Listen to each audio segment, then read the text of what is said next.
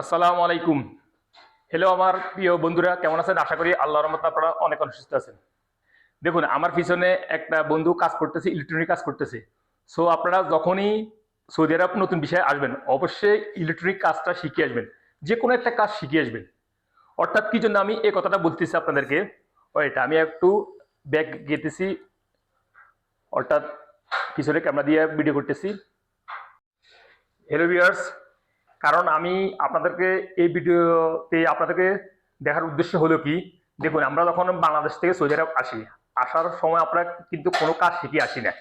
আমরা অনলি যে কোনো কাজ শিখে বাদে সৌদি আরব চলে আসি। তো আসলে তো সৌদি আরব আমাদের, আপনারা জানেন, যারা ওয়ার্কার ভিসা আসে তাদের অনেক কষ্ট হয়, কারণ এত রিয়েল তারা আয় করতে পারে না।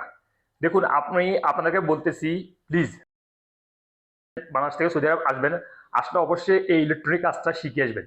দেখুন, আমরা বাংলাদেশিরা অনেকেই কিন্তু কোনো হাতের কাজ শিখে আসি না। এ কিন্তু আমার ইন্ডিয়ান প্রবাসী, এরা কিন্তু যে কোনো একটা কাজ শিখে আসে।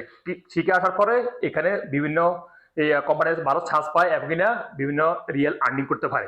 সো আপনারা যখন সৌদি আরব আসবেন, এই আপনারা অবশ্যই ইলেকট্রিক কাজটা শিখে আসবেন। আসলে কি হয়, দেখুন আপনারা যদি কোনো কোম্পানিতে আসেন, আসার পরে যদি আপনারা ওয়ার্কারে কাজ করেন, যদি আপনারা এই কোম্পানি থেকে অন্য কোম্পানির ট্রান্সফার হন, তাহলে যদি আপনাদের হাতের কাজটা জানা থাকে, তাহলে কিন্তু আপনারা ভালোতে আপনারা তানাজুল হতে পারবেন, অর্থাৎ ভালো একটা স্যালারিতে আপনারা তানাজুল হতে পারবেন।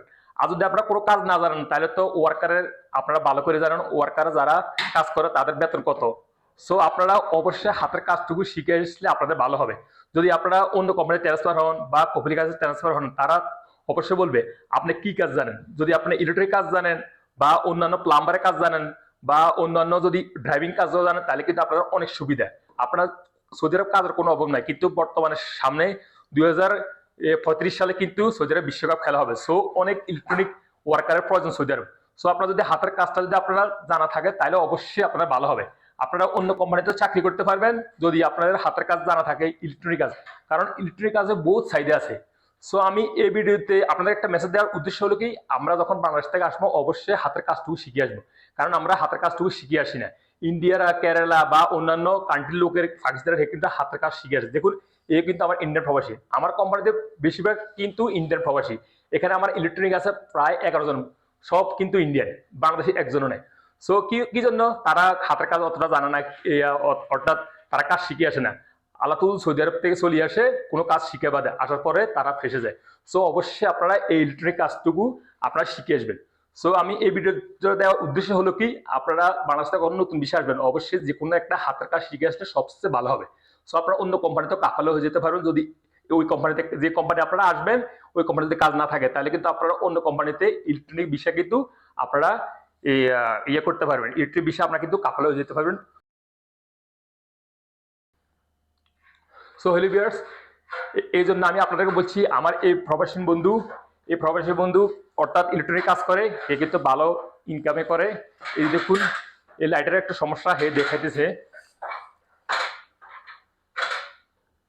সো হ্যালো ভিউয়ার্স, আপনারা অবশ্যই যখন নতুন বিষয় আসবেন, অবশ্যই বাংলাদেশ থেকে ইলেকট্রিক কাজটুকু শিখে আসলে অবশ্যই আপনাদের ভালো হবে।